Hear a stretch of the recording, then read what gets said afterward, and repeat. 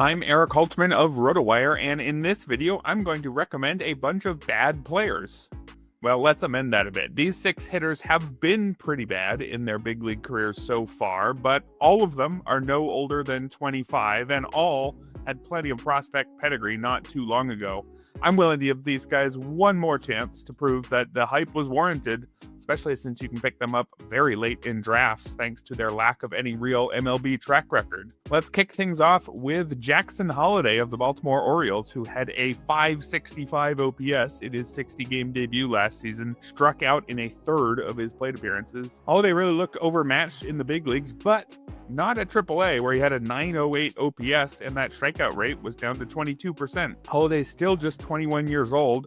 He was part of a trio of top prospects with Wyatt Langford and Jackson Chourio last spring. And if you remember, Langford, through his first 60 games, wasn't great. It's just a .713 OPS. Chourio, through his first 60 games, also wasn't great. He was at .645. Both of those guys remained in the big leagues and got the chance to turn things around, and they did. Holliday could still be on the same trajectory as Langford and Chourio, just a few months behind, and if the price stays cheap, he's worth a shot. One of the best reasons not to take a chance on Jackson Holliday, though, is his teammate Coby Mayo, although maybe you could just draft them both. The Orioles don't really have room for both of them in the starting lineup unless some injuries to, say, Gunnar Henderson turn out to be worse than expected. But it could be Mayo who gets the chance and not Holliday. He wasn't quite as big of a prospect as his teammate, but he was a very real prospect. Mayo was blocked by a crowded Orioles infield and only got into 17 games last year, had a .293 OPS, so was nowhere close to looking big league ready, but his opportunities were very limited and very sporadic. He went 0 for 9 across his first 3 games, 3 straight starts, and then only really played here and there after that. So I'm willing to throw that out pretty much entirely and look instead at a guy who was a big-time prospect who's just 23 years old, had a .926 OPS at AAA last season. As long as Mayo keeps the strikeouts under control this year, there's big-time power here, especially with the Orioles bringing the left field fence back in this season. If you're enjoying this video, might I suggest the like and subscribe buttons down below? They'll make it easier for you to find our future videos. Also, you can head on over to rotowire.com/try for a free trial to check out everything we've got going on there. Now, back to the names. We've got Jordan Walker, who has a bit more experience than the 2 Orioles we talked about earlier. Walker has 168 major league games to his name, hitting a modest .255 with 21 homers. He actually had a pretty decent .787 OPS as a rookie, but that fell all the way to .619 last year, and he actually wound up spending most of the year back at AAA, where he wasn't particularly good there either. But Walker was a huge prospect just 2 years ago and doesn't even turn 23 until May, so it's far too early to write him off. He was supposed to be a player who had huge power, offsetting some slight hit tool concerns. A strikeout rate of 22% was pretty good as a rookie, right around league average, but jumped all the way up to 28% last season. He's talked about making some adjustments over the winter, trying to make more contact, and if those stick, we could see the breakout that was expected to come back in 2023, just delayed by a couple years. There should be plenty of at-bats available on a rebuilding Cardinals team, so if Walker starts out strong, this could be the year. Next guy on the list is another Cardinal, Nolan Gorman. He's another young St. Louis hitter who showed something in previous seasons before falling off in a big way last year.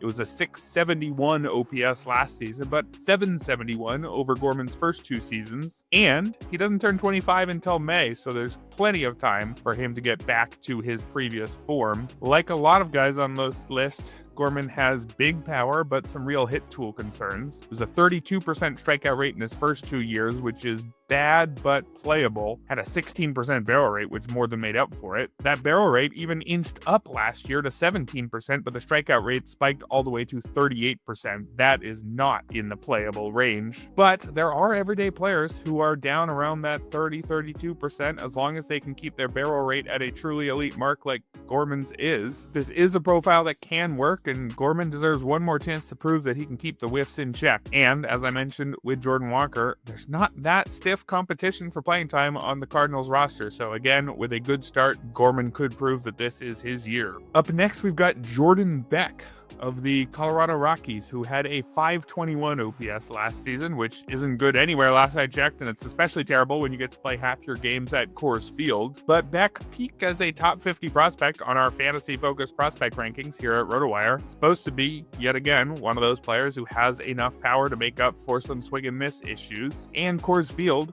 boosts batting average even more than it boosts homers, which should help a player like Beck deal with his main weakness. Now, Beck's weakness became untenable last year. His strikeout rate jumped all the way up to 35% as a rookie in 55 games, but nothing in his minor league track record suggests that his contact issues should be that bad. As long as he can keep that strikeout rate down into the high 20s, which I think he can do, this could really work, especially at Coors Field. So I'm willing to give Jordan Beck one more chance.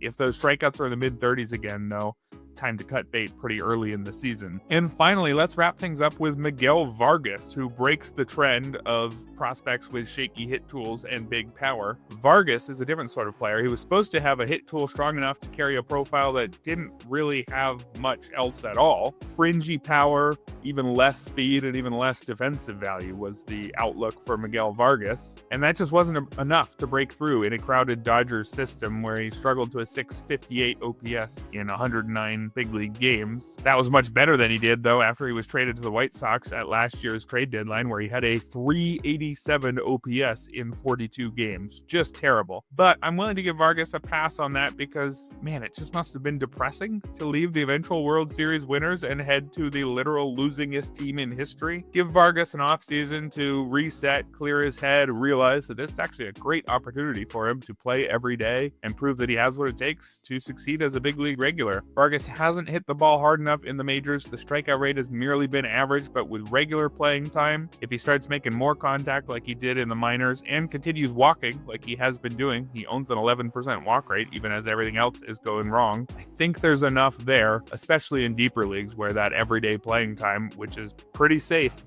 especially compared to some of the names on this list, that really helps in those deep leagues. That'll do it for today's video. Let me know which struggling young player you're taking a chance on this season in the comments, and remember, head on over to rotowire.com/try for free access to the site.